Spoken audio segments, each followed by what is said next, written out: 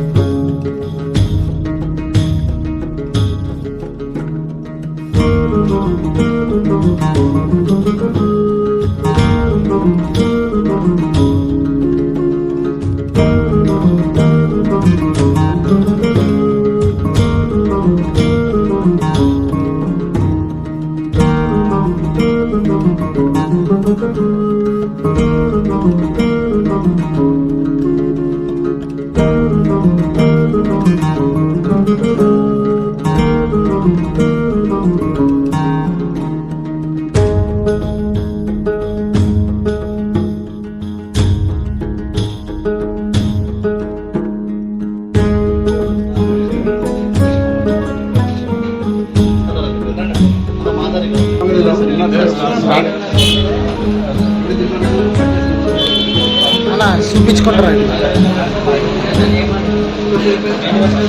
అన్న అన్న